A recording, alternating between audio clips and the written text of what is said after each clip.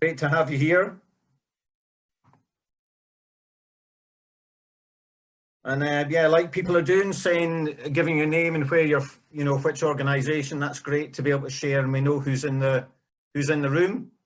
And if you fancy, because it's been an incredibly changing week, that if you fancy popping in the chat as to what the most positive thing has been for you this week.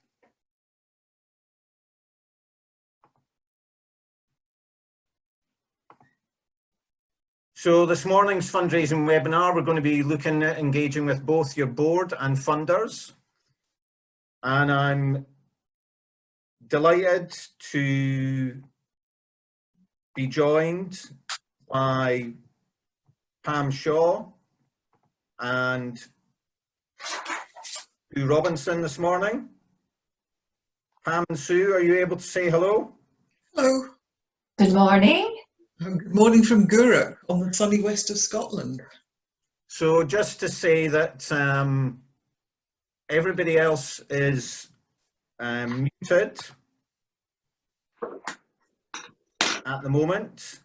If you can turn off your videos if you happen to have them on, because that'll help with the sound quality. So welcome to others who've just joined us. Do add into the chat to let us know who's on with us and where you're from. That'd be excellent. So I'm just going to hand over to Sue and Pam shortly, just to say that we'll be taking questions and answering those questions partway through and at the end of the webinar this morning. So do use the chat as we're going along to put your question, and obviously if you've got any comments as well, please feel free. So this obviously, with getting your board on board and engaging funders, we really need such engagement to help make those great applications that you all write be as successful and relevant as possible.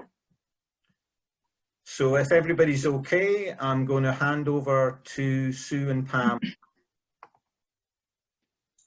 Good morning, welcome. It's Sue Robinson here. I'll be taking you through the first section here. Welcome. What we're going to be covering is how to get your trustees on board, how to get them aware about fundraising, make them be the very best that they can be as advocates and fundraisers for your organisation, and then going on looking at how you can be engaging with funders. And in these challenging times, this is the time for you to be doing that. And then we'll share with you our recipe for engagement. Just a quick thing to say, this is not legal advice, this is best practice that exists today, but it can substitute for anything your legal advisors or professional advisors say to you. So this is our guidance. It's good practice and complies with the law as it stands today. Now, for those of you that were with us on Wednesday, we're going to be talking, you've got 4 slides coming up the same, but you cannot go to sleep. This is very different. We're looking at a different area from Wednesday. This is about getting your board on board, getting them engaged, getting them to hang on and support your cause, and make sure that they can be the very best trustees, the very best board that they can be. You empower them to ask questions, challenge them, and so that they really understand your organisation and can be those powerful representatives of you outside in the community or in the higher echelons of society, depending on who your trustees are. Talk a bit more about that later. Now we've just got to do a bit about the basics, reminding you yet again that the trustees are legally responsible for the first fundraising in your organisation. They are responsible for ensuring that your organisation has the money that it needs to deliver the services and activities. The buck stops with them. It has never been more important in these days. Yes, you've got a title that's called fundraising or fundraiser, but actually the buck stops with the trustees. You can't just delegate everything to you. clear guidance. Oscar has produced some really good guidance for charity trustees. I know that it's a struggle to get trustees to read this. I struggled as a fundraiser and as a trustee to even get fellow trustees to understand the value of understanding their responsibilities. Guidance is clear, and this document is free to download from the Oscar website. So it might be worth, perhaps in these days of people having more time at home, send them the link, and this might be the time that they actually read it. The Institute of Fundraising, as you would expect Pam and I to talk about, has got some really clear guidance for trustees on fundraising. This is a bit more than a this is a handbook. It's not just a list of instructions. It's a bit more about helping trustees to understand how fundraising works and where their role is in the middle of all of that. The summary in that handbook, they've come up with 5 golden rules for trustees. It's all about strategy. So you should have a fundraising strategy or fundraising plan, but also your trustees should understand what that says, the type of fundraising activity that you're doing, and you should understand how they work and the potential risks of those. It's about thinking long term. It's not all about just cash right now. It's about looking at sustaining the organisation in the longer term, and that's a key part of your fundraising. Pam and I both know of an organisation that was fantastically good at securing restricted grants, but actually didn't have any unrestricted funding. And when they looked at their redundancy liabilities, they realised that they were technically insolvent and had to close. But they were absolutely brilliant at getting funding from grant-making trusts and foundations. So sustainability is about you having that mix of fundraising income streams. Do the right thing. In these days of ethics, values, vision, you've got to be honest about your cause. And don't put all your eggs in one basket. As you know, my story earlier, all of their income was coming from trusts and foundations. Do make sure that you've got a broader fundraising mix. And this is the time for trustees to play their part. Do the trustees understand what your organisation is doing, what the needs are, what the projects are, and very importantly, the difference that you make, and can they tell the stories that give them the power to change people's views and opinions. We'll be talking a little bit later about case for support. I have to remind you, again, the regulation of fundraising is different in England, Wales and Northern Ireland. Are regulated by the fundraising regulators. So you see their cute FR logo over the UK registered charities. And here in Scotland, we have the Scottish Fundraising Standards Panel. Our values, underpinning values across all of our fundraising activity should be to be legal, open, honest and respectful. If you need guidance about the fundraising that you're doing, the place to go is the Code of Fundraising Practice. If I were you, I would not print it off. It's definitely 1 or 2 trees worth. This could be your time to be sitting back, to be sitting back and reading parts of the code and understanding how that impacts on your fundraising activity. Make sure that you're using the version of the code which is on the fundraising regulator's website and the version that changed in October 2019. That was a little bit changed at the end of last year. Make sure you've got that current version. More about sustainability. It's about thinking longer term. I think most organisations, when they think about sustainability, think about money. Actually, Wren and Greyhound company have put together a really good sustainability toolkit, Lasting Difference, which is about 5 key pillars of sustainability, about involving people. Have you got the right connections to deliver the service that you need? Income generation, you've got to have the money to be able to employ the staff to provide the services and activities. Looking at what you can change. Are these the times where we look at what we could do a bit better? For innovation, certainly charities and organisations in Inverclyde at the moment are reinventing themselves to meet new needs that have cropped up. And then that thing around impact measurement, able to demonstrate that you're making a difference, that you're changing, that you're achieving what you want to do, and that can be sustainable. I'll hand over to Pam, who'll take you through the next section. Thanks, Sue. So we're just going to look at some tips for the boards, excuse me, for boards to have a think about. And one of the first things that we would suggest you do is run an introduction to fundraising session with your board if you haven't done this already.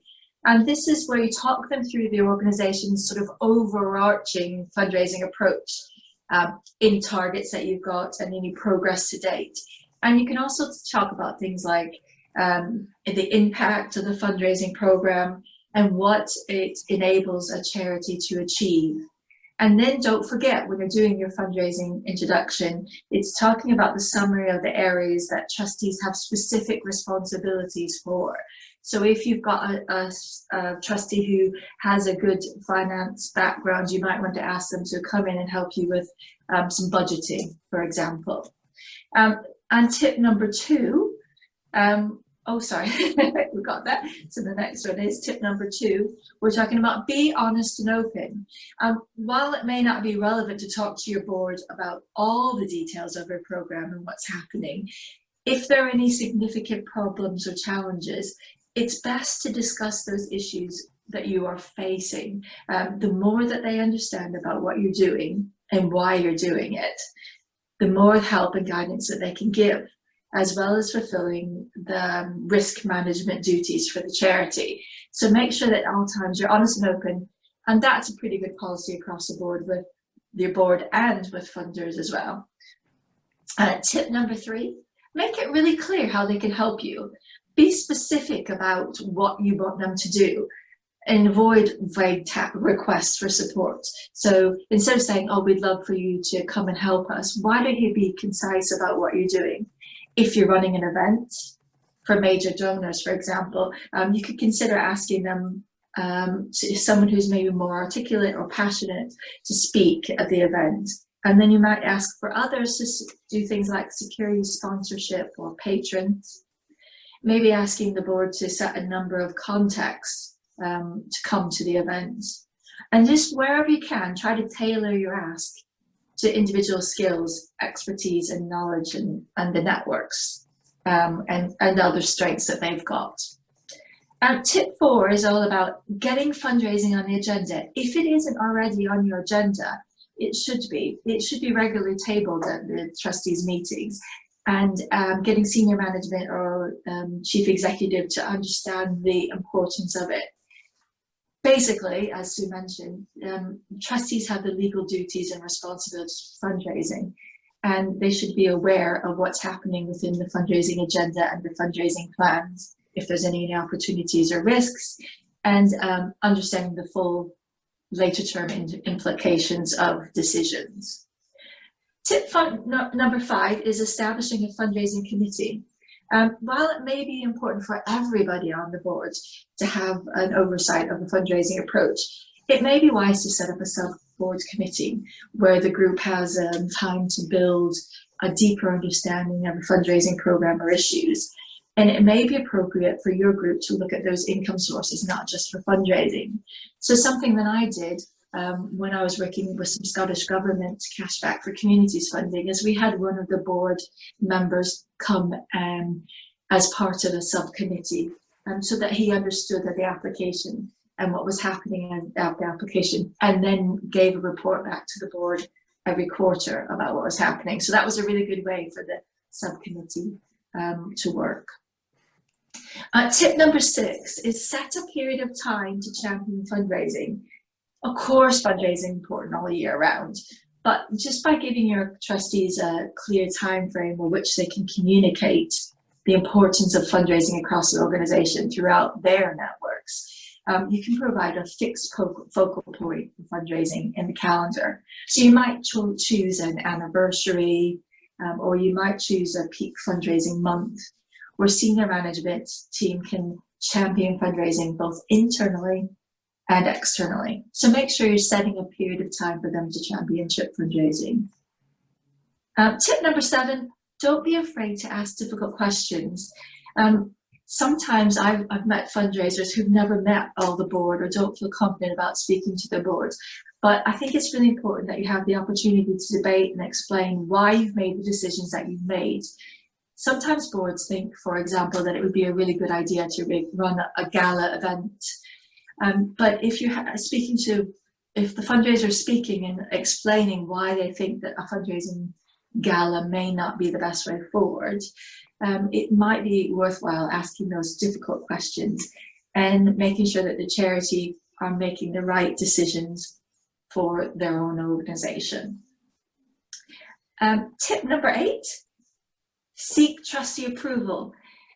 Obviously, trustees are not going to be wanting to know the ins and outs of what's happening on fundraising. It's really important that they do understand about major fundraising decisions, policy settings, such as how to ensure protection for people in vulnerable situations and things like that. Also making sure that trustees have a policy about where you get your money from and what your risks and responsibilities are there.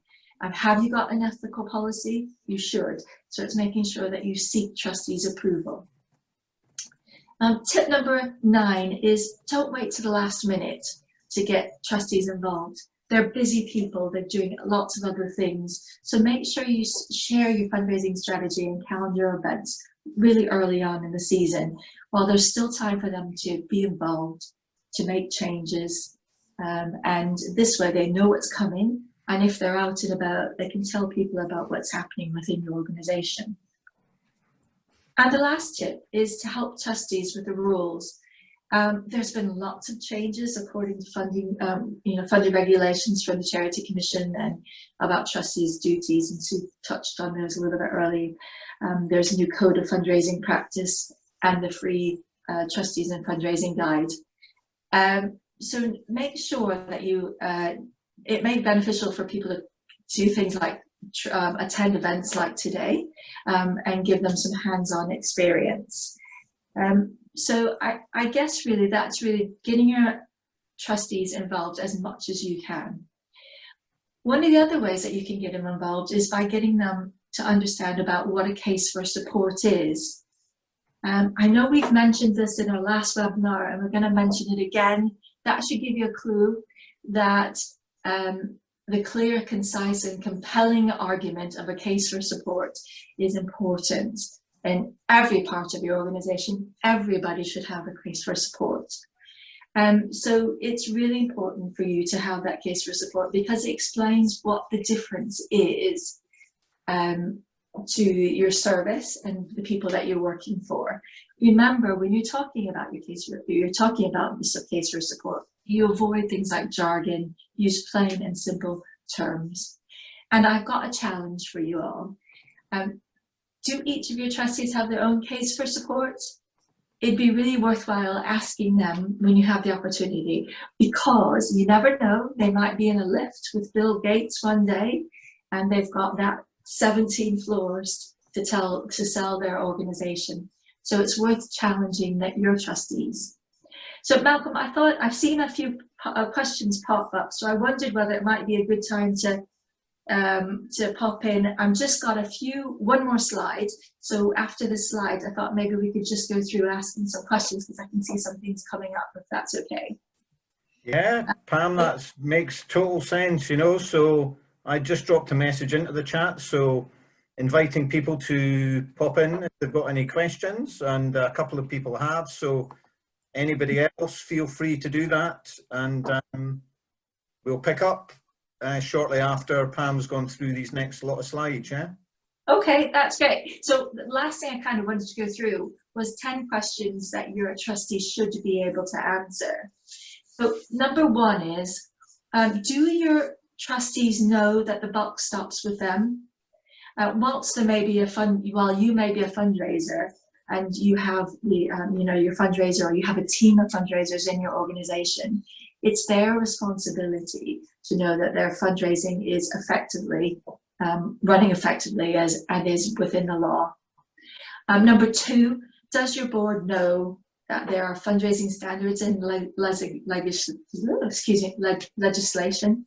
They don't need to be experts in it. That's why you've got fundraisers. but they do need to know that their organisation is being compliant. Do trustees know that to monitor how fundraising complaints have been received? Do you have a complaints policy? You should. And how are those complaints resolved? Number 4, does your charity have a clear approach on how they fundraise? And do your trustees understand that? So if they're questioned, do they understand their approach to fundraising?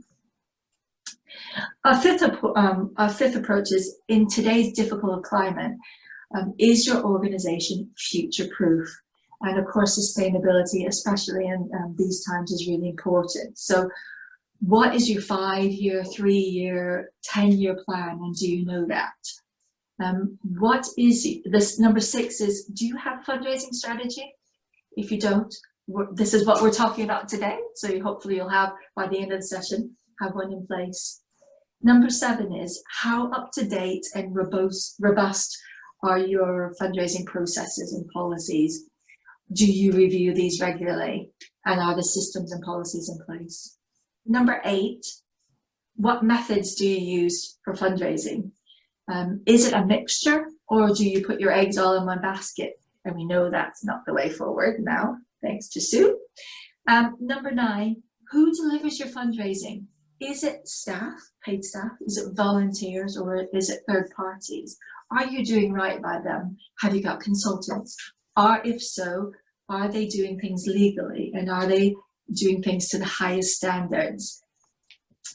And are the members, are your fundraisers members of the Institute of Fundraising? They offer a free advice and free sessions that people can go to. So really, if you've got staff who are delivering fundraising, they should be paying attention to the standards. And last, are you confident that your fundraising expenditure is being used effectively? So is it being used in the best way possible to help your beneficiaries for now and for the future? I know it's a lot to think about. And Malcolm, have we got some questions that we want to break for before we go on to the next section? Yeah, absolutely. Got a couple of questions come in, and I mean, I'm thinking that there might be 1 or 2 others that people are considering after those 10 questions that you've gone through, because you know, I definitely remember all too well for myself, you know, in fundraising roles, of speaking, you know, with my board about many of these questions, and it can take a while to make progress with some of those. So the couple of questions that we've had come in so far, yeah, I think one from Laura saying, for those of us who don't have direct access to the board and having conversations with the board, are there any tips? Or should we be advocating to have more direct access to our board? Yeah, go ahead. Go ahead, Sue.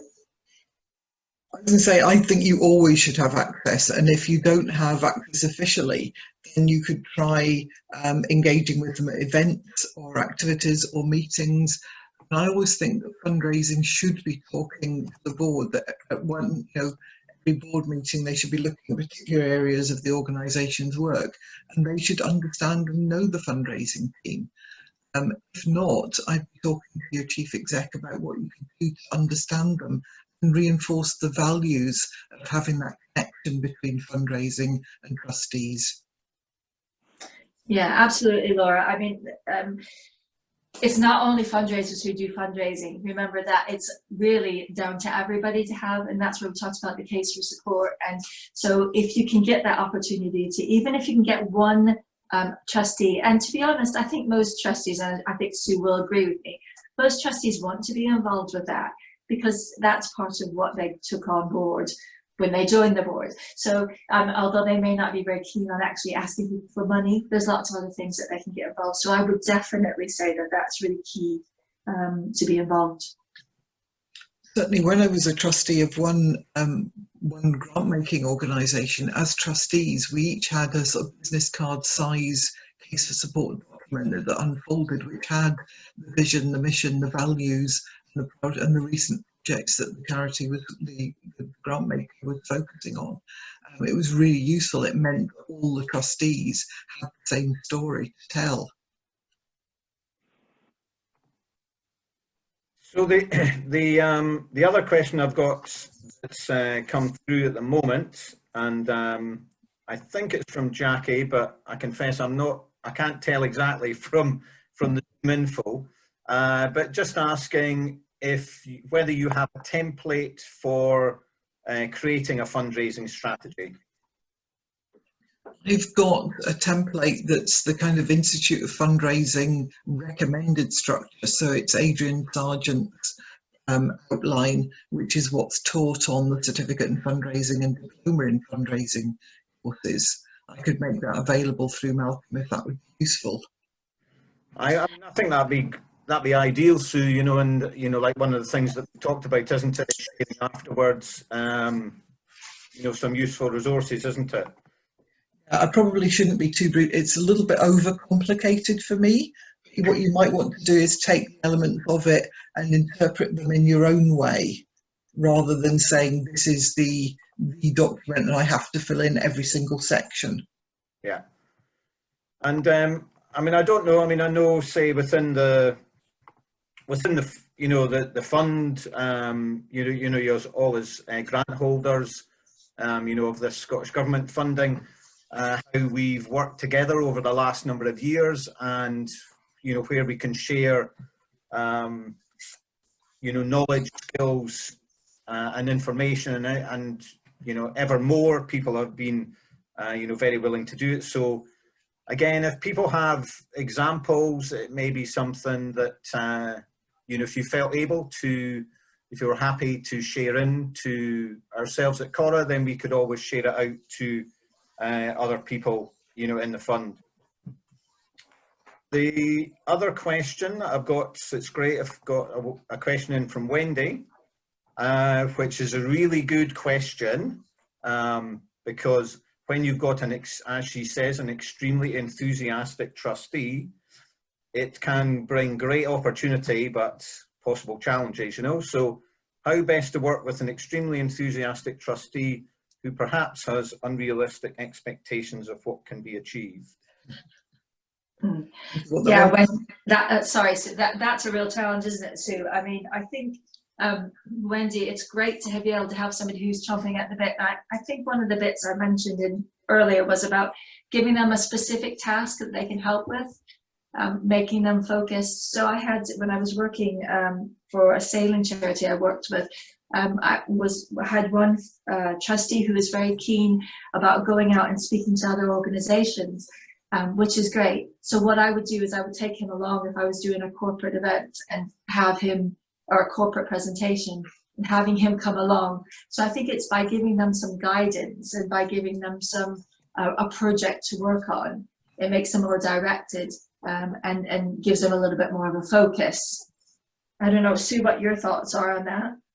Yeah, I'd always try and keep them on board, because they can be even worse if they lose confidence with the fundraising department or fundraising team, and they mutter in board meetings about what fundraising could be doing. So keep them involved, keep them engaged, keep them informed about what you're doing and why, and look at, I mean, as Pam said, give them specific tasks. Well, thanks everybody for those questions so far, and hopefully those gave some useful insight for other thoughts. Okay, well let's crack on then. Let's look at engaging with funders.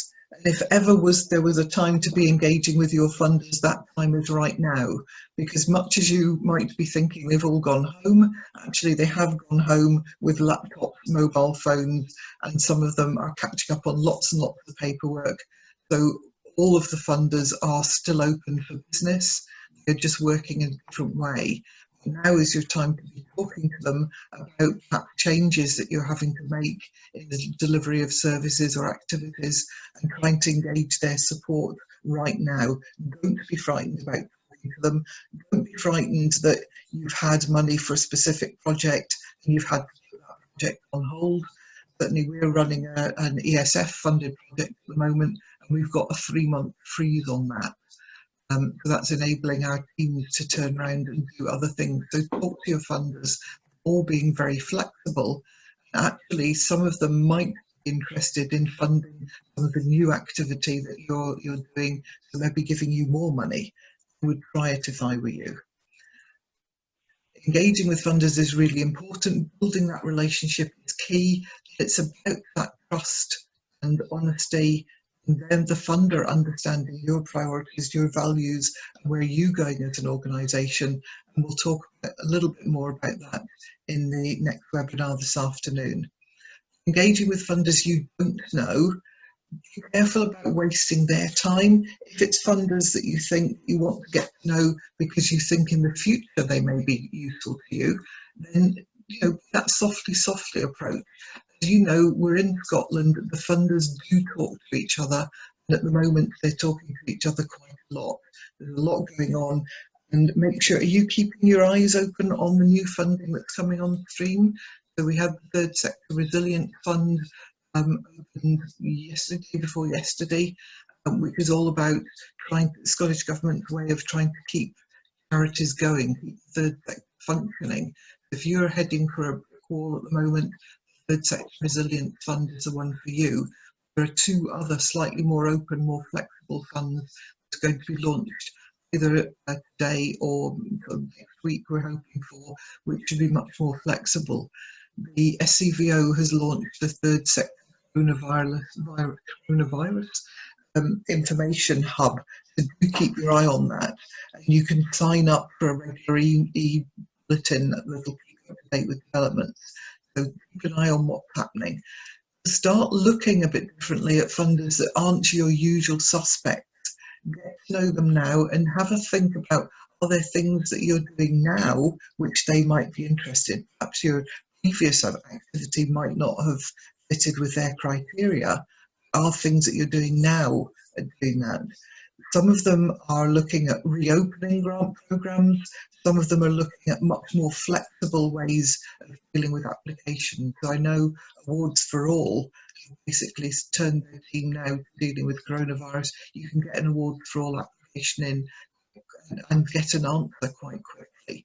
So it might be something that, a project that you wouldn't be doing previously, it's a real need that you've identified now. This is your chance to get new funders to then become part of your team going forward.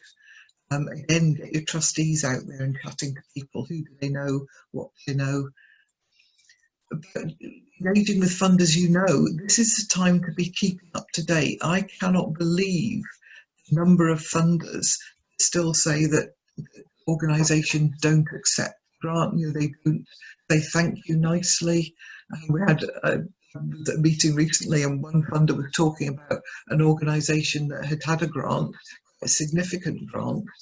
They run the whole year and delivered the project. They hadn't had any communication with the funder, and then they went back to the funder next year saying, "Can we have another grant?" Never said thank you for the first grant. Hadn't kept the funder up to date with development as they were delivering the grant.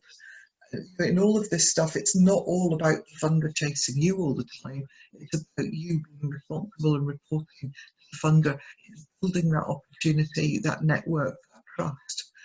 And as you probably know, with funding officers now, they move around. So we've got funders who've been working for a lottery and now working for Cora, or funders who've been working with Foundation Scotland. Nick from Foundation Scotland's gone to William Grant Foundation. Keep in touch with these people. It's not just the funding body, the trust and foundation itself. Keep in touch with the staff, get to know you, and they'll move around. And I know certainly Robertson Trust always say it's much harder to turn down an application from a group or an organisation that they know, or an individual fundraiser that they know. Make sure that you're the one that they do get to know. Invite them to things that you're doing. Sometimes, as we move out of lockdown, some trustees and some funders might want to come out and see your project in a city or out in the countryside. Give them that opportunity. Oh, and there's a 7 as well. Be timely with your report. Yes, and don't wait until the last minute to submit your report. Although I have to say I'm the worst person at that, and I'm sitting with a document that's got to be in London by 5 o'clock tonight and it's not finished yet. Ask advice. Sometimes it's worth asking the funders. So if it's a new trust and foundation you're applying to, ask them about what's the best way of doing it, how do they want things. Start talking to them. 5-10 years ago, funders sat in their little castle somewhere and didn't want to talk to organisations. The world has changed and funders now want to engage with you. They want to understand issues that you're facing. Ask them. You know, they don't want you to spend a lot of time submitting an application that's not going to be successful, wasting your time and their time having to read it. Just talk to them. Pam's got this really come across as this brilliant recipe for engagement. I'll hand over to her. Thanks, Sue. I know we all want to know what the secret of success for great funders, relationships, and being able to be successful. So I know Sue has a slightly different recipe for success, but I think it comes up with the same, using the same ingredients, just a slightly different way of putting together. So we thought it would be a bit of a fun to put it into a recipe for engagement, and just looking at first of all about what are the ingredients for a successful funder relationship. And Sue will be able to tell you, and I've heard as well, that funders across the board say that the relationships need to have things like mutual respect for each other. So, Sue mentioned just there about thanking them, thanking the funder, keeping them involved. So there's that mutual respect on either side. The other kind of ingredients is having some clear expectations from both sides. So on Wednesday, we talked about knowing what outcomes you're going to be delivering. And so the funder knows what you're going to be delivering, but also from the funder what they're expecting. So it's about thinking about clear expectations. Having open and ongoing communication all the time is a key part of it. And of course, having trust, because there needs to be trust. And mission alignment, so what you're doing is in line with what a funder is wanting to do. And some other ingredients for a perfect combination are things like respect for failure. So being able to admit that you've maybe not done all the outcomes that you could, and explaining the reason why, and being open-minded and a willingness to learn. So if we look at the next slide, what are the directions? First of all, we need to stir all this power and respect together into a big pot. And it's about basically knowing that there's some tension due to the power dynamic. So it's making sure that those are mixed together really properly. And talking about the power dynamic, I don't know if any of you got to attend the session that Cora did at the gathering, but they talked about that power and making sure that the power is a little bit more balanced between the funder and the people who are receiving the funds. Then let's fold in a bit of trust and transparency. Charities and grant makers need to make sure that they trust each other, that they can build a strong relationship. For foundations, it's about how they can help the charities to understand how they're a trusted partner, and that they're having some transparency there. Always good to have a bit of spice in your relationship. And we're talking about the relationship between the funder and the funder. It's a person who's getting the fund. Time is so precious, and everybody's time is key. So being able to make sure that you, like Sue said before, about making sure not to waste the funder's time. It's also really good to keep in the communication as far as sending things like handwritten notes from your people who are beneficiaries. I know when I worked for Ocean Youth Trust, we had the beneficiaries who were receiving the funding to go sailing write postcards to the funders saying what they'd been up to and what they learned, and that was a really nice way for funders to be involved. Once you've added spice, you need to marinate that relationship. It takes a long time to build a relationship, and it's making sure that you give that time to in the process to build that relationship. It's really about getting more of a community so people understand about what's happening there. And again, it's things like managing your expectations. So it's the expectations of the funder and what the funder is expecting, as well as the fundees' expectations. You know, if we keep on the cooking analogy, if you're in the kitchen, you don't want it to get too hot, so you want to be able to explore that the expectations and not get the pot boiling over. Communications plan, again, we've been talking about this. It's really important to make sure you've got a communications plan, so you're telling people that the funder has given you the money, and that you're putting it on your website, then that newsletters, and then things like sautéing up making sure that the flavor seals in. You know, that activities and foundations are asking for timely and snapshots and updates of what's happening. Of course, you need to always taste it to make sure what's going on. So feedback is really important, and monitoring and making sure that the proposals that you're sending them are successful. And then check if there's anything missing.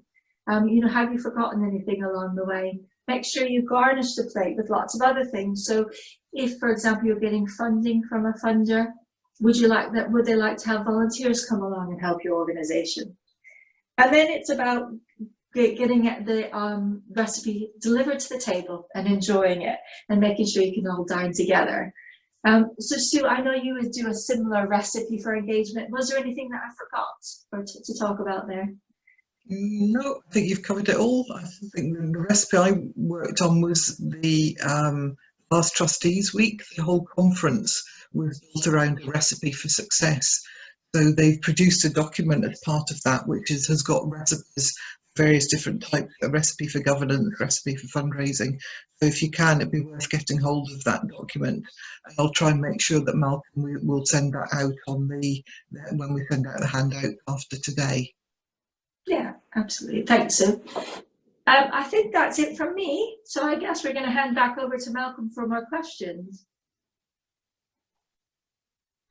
Oh, sorry, I forgot about this bit, Sue. Apologies. So we were wanting to get some feedback from you, everybody who's out there listening.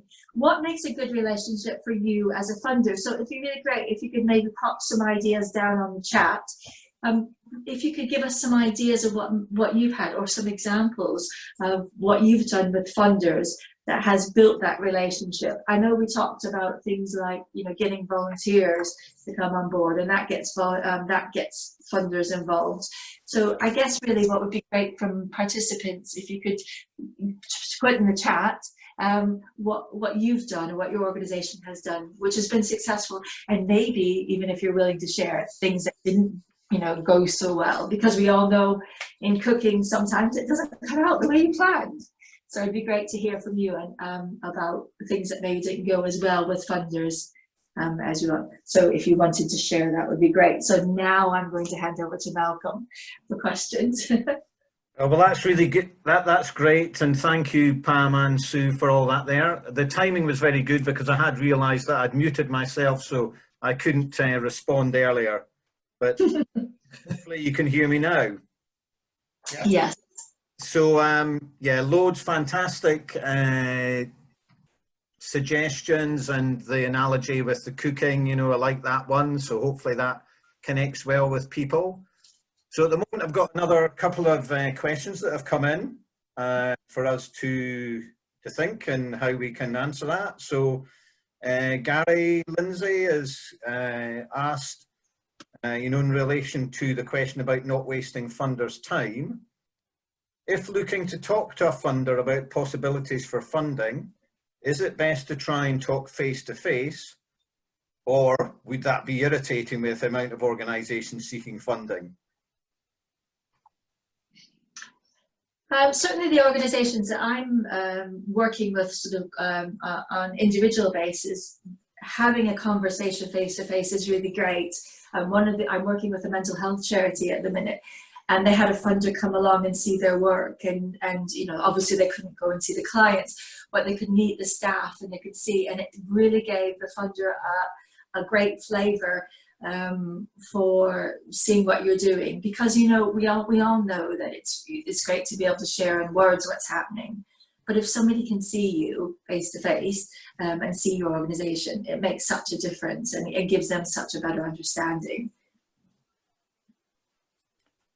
So, yeah, I mean, I would, you know, absolutely concur with that. You know, thinking back to my own experience, you know, particularly experiences when I was fundraising for arts and science organisation, Cheltenham Festivals, and prior to that, Guide Dogs for the Blind Association. You know, so two very, very different charities, but that, I suppose, the opportunity, I would see if there's the opportunity to get a face-to-face, then that is the ideal. So inviting to one of your activities of whatever nature that can be, then that is a good one. And I would say connected with, you know, what, you know, we've talked about today, and, you know, relationships and building those relationships in connection with your board and also with funders, is that piece, and I think both Sue and Pam touched on it, is, do you know, or does somebody in your organisation know anybody within that funding body, you know, whether it be somebody on your staff team, your volunteers, or your board?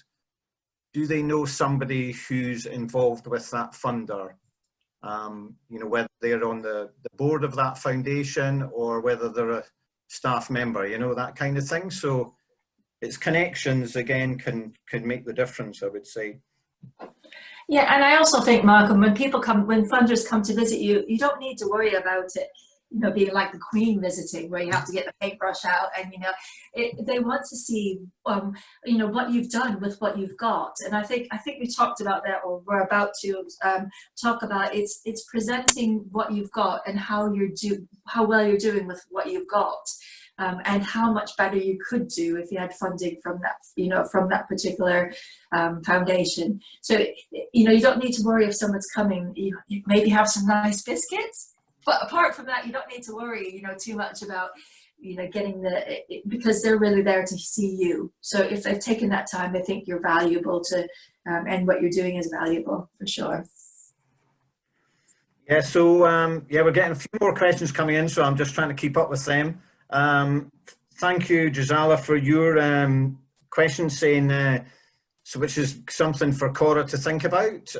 Can Cora set up opportunities for organisations to meet with key potential funders to find out about their expectations, etc., e.g. via webinar?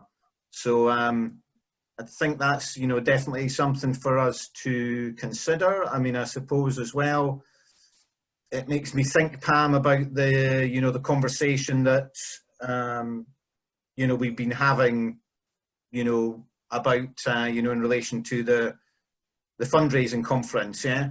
Yeah, I mean, the Institute of Fundraising has got a Trust and Foundation special interest group, which meets kind of four times a year, mix of Edinburgh and Glasgow.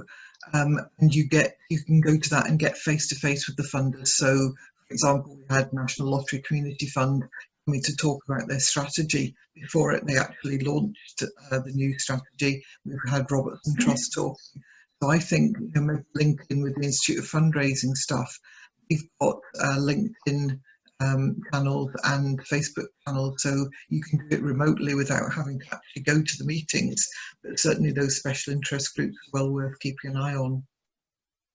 Yeah, that's a really good point as well, Sue, actually, you know, and I know how much value, you know, I get from, you know, a funder side actually going along to those as well. And, you know, hearing from others and meeting other fundraisers.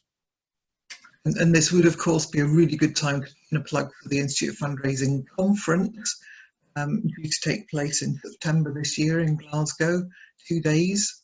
Pam might want to say more about that as she's chairing it this year. Yeah, and in fact, I think that Malcolm is at Core Foundation are going to be one of the speakers there, and what we're doing is setting up a panel which hopefully will include lots of other funders as well. So it's great to have you know, the funders' input on that, and certainly you know, I'm maybe a little bit biased, but I think the conference is one of the best networking opportunities for you to see all sorts of different things, but there is certainly a focus on trusts and foundations, and getting people's insight to that. So would definitely recommend people going along to that, and September 29th and 30th it is. So, and there's details at Institute of Fundraising Scotland. The new website will be launched next month. So yeah, but that's great to have the involvement from funders on things like that. And I know places like your third sector interfaces, we talked about this on Wednesday, encourage funders to come along. So if you know where your third sector interface is, it's worth checking out and getting friendly with them, because they get funders coming in to see them. Yeah, so thanks. I've just sent a message in the chat, but I can speak as well. You know, great, thanks for various people, you know, on today's, you know, sharing their experiences and suggestions about, you know, that face-to-face and conversations with funders, you know, at different times, which I think hopefully, you know, if people look in the chat and then can think, oh yeah, we've done that, or maybe that's something that we could do. So there's I've got another question that's coming from Emma Sargent. Thank you, Emma, who's saying, what are good ways to approach funders when they don't want unsolicited letters / applications? Sue, I know you're hot on this one, but you can tell us the rules and regulations about this one first off. Well, it's interesting. The Code of Fundraising Practice says that you shouldn't cold call funders. But actually, what we have now, certainly in Scotland, is funders who absolutely want to connect with you beforehand. Ones that don't accept, in particular the Sainsbury Trust, that don't accept unsolicited applications, what they do is keep an eye on what organisations are doing across the sector. So what you want to be making sure of is that your activities are on social media or in the local press and pages. What you might also want to do off the record is start looking at LinkedIn, try to find out who the trustees are, and then follow them on LinkedIn. Try and make opportunities to connect with them, raise the profile of your organisation so that they know you. It's probably worth doing.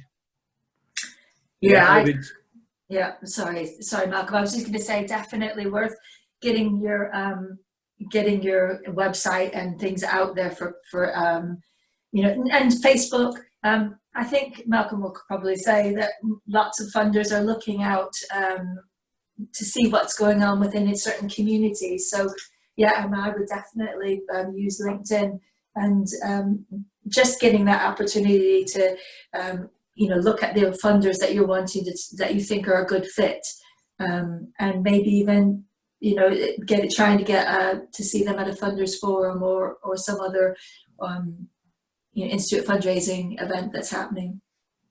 Let's be very clear here. Funders most funders only exist to make grants. You know, they are registered charities in the same way that most of our organisations are. The sole purpose is to give money away. Most of them, like Cora, don't actually deliver projects themselves, fund other organisations. They have to give their money away. And in this time of, you know, moving towards sort of much more challenging times, hope is they'll be giving even more of their money away. And certainly some of the Scotland funders are talking about should they be spending reserves, because as the stock market is challenged over probably the next year, some of them who've got money invested will have less in terms of interest and investment coming in. So some of them are thinking about spending capital. So just make sure, you know, these funders only exist. Don't be afraid. Contact them, to talk to them, to find out what they're doing and why. Have a look. Certainly the Charity Commission in England and Wales, all of the documents are on their website. You can find out who the trustees are. In Scotland, you can't do that yet, but the likelihood is you will be in the future if there are changes to the Charities and Trustee Investment Scotland Act, which might come in 2021, but you know, with the current situation that might have been delayed a bit. you know, these grant-making trusts and foundations exist to give money away. They have to give it away. If they're not giving it to you, they're giving it to somebody else. So start tracking them. I'm just reading through the comments here. Laura's made a really good point about sharing interests with funders on an individual level. It's a really good idea of something of interest. So say if you see an article that someone's maybe written or linked on LinkedIn, you could go back and say, this is our organization is doing just the thing that you're talking about. It gives you a real in. So Laura, that's a really good suggestion of you know, talking about sharing individual interests. Yeah. So thanks Sue and Pam, and you know, as I said, thanks to everybody who's put, you know, comments on, asked questions. So those are the all the questions that we've got so far. You know, we've got you know, about 5 minutes or so, you know, for the actual timing of the 60 minutes for this webinar. So, I mean, if anybody else would like to ask a question through the chat, then feel free to pop it in just now.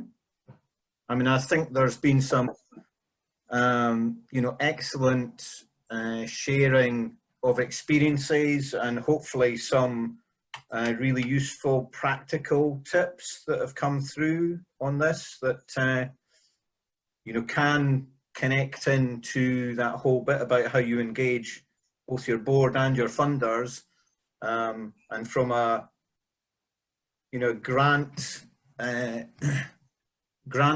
sort of income stream side of things, how it can, bringing those things together can enhance your grant applications and the potential success of those applications. Maybe this is the time that we put Malcolm on the spot a bit in his role as an assessor and grants manager, and say, you know, how do you make those tricky decisions when you're facing 6, 7 or 20 applications, all have got a really strong sort of case for support, a strong argument for funding? How do you go through those and make those decisions on what should be funded and what shouldn't? I mean, you are putting me right on the spot. Absolutely, we've got 5 minutes. Why not be valuable? Yeah. I mean, I think, you know, I mean, I would probably, you know, potentially talk broadly from my, you know, different experiences, you know, of being, you know, on that funder side, with a number of, you know, with foundations, with BBC Children in Need, with public sector, it does vary.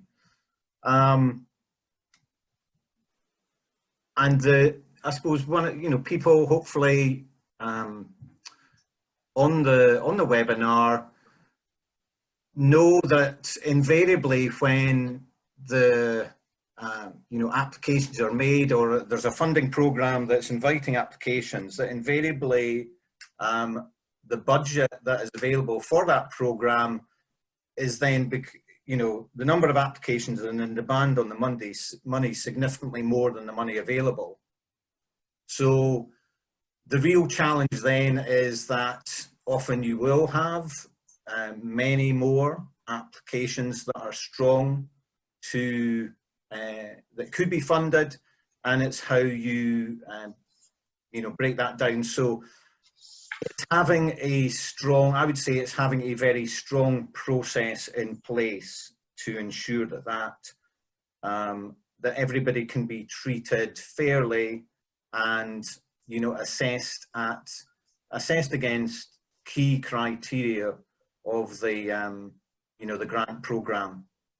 And then within that, you have to, you know, marry up with what the overall aim and ambition of that program is, and out of all your applications, what proportion of those applications are most effectively going to deliver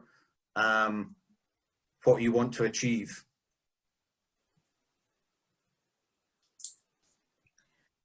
Well done, Malcolm. That was right on the spot.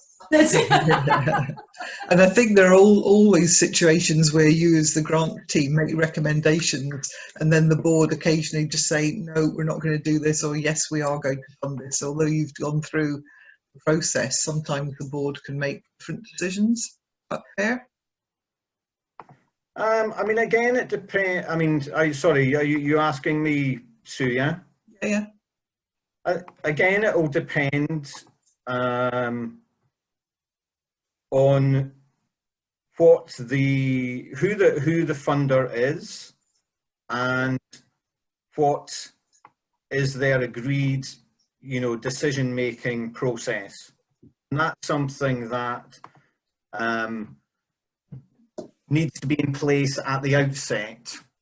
And I think one of the things that, funders are learning all the time about this, and I know even in my experience with, Cora, I would say that we keep learning, and hopefully we get better at how we give clarity to potential applicants as to the process that will take place once they've sent in an application, and that how it will be assessed, who will assess it, where it will go to then, and then what decisions will be made.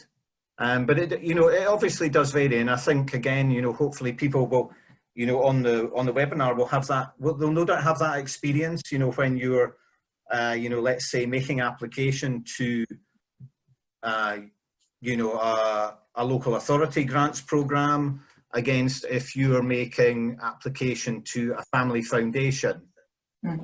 Yeah. Or similarly thinking about my own one of my own experiences being on a main grants committee for BBC Children in Need for about 3 years. So the structure of those 3 examples I've given they vary significantly, and I think again I would say for people who are on the webinar and fundraising for their charity, to have that understanding that there's different approaches in different settings.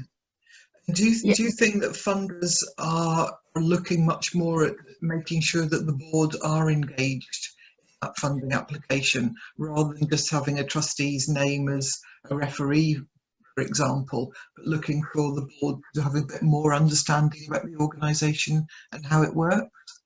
Sue, that's really interesting, because Mark has just written what kind of board input or involvement are funders looking for in applications. So I don't know whether you saw that or not. No, I didn't. I can't. I'm sorry. I'm registered blind. I can see none of the Chong comment at all. Yeah.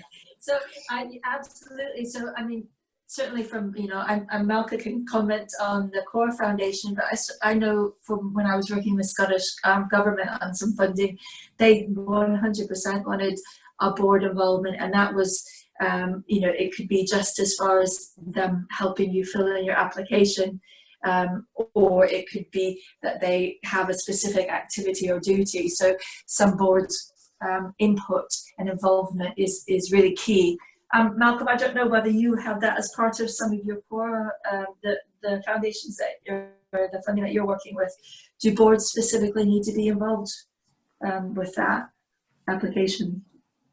I mean, I think it depends, because we're currently we are very fortunate. We're running a number of different funding programs. We have our our own Cora Foundation one, the Henry Duncan Grants program, which is we relaunched that earlier this month. So again, I'd try, I'd say, try to give maybe more of a general answer that would help. That I think there can be questions on grant application forms, which may not be specifically, or explicitly asking that question, but they're asking questions around, the sort of the number of people on your board. All about your governance, and to there from that to get an understanding as to how engaged your board are and connected the board are with, you know, the operational side. And I think for funders, because I mean, I suppose a classic simple one from, you know, when you make an application, some of the application forms will say, and this form needs to be signed off by a board member.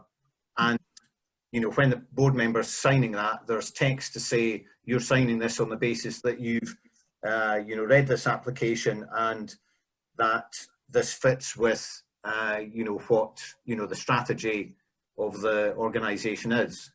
So I think sometimes it may be more explicit on application forms than others, but wherever you're invited to give examples about how your governance works, how your board and your operational side are connected, I would be saying that you want to explain as clearly as possible what structures you have in place and what the decision-making practices of your charity are. And I guess that's about sustainability as well, and exit, you know, an exit strategy and things like that, because the board needs to have that in place when, you know, when that funding runs out. So yeah. So, thank you ever so much, everybody, for those fantastic questions and your engagement this morning. And we very much look forward to whoever's joining us this afternoon.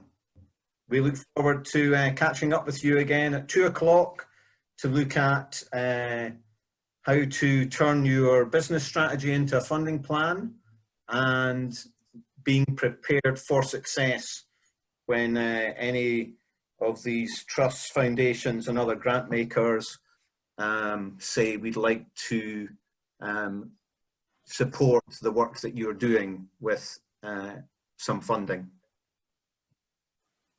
brilliant, thanks everybody. And thank you, Sue and Pam. Thank you.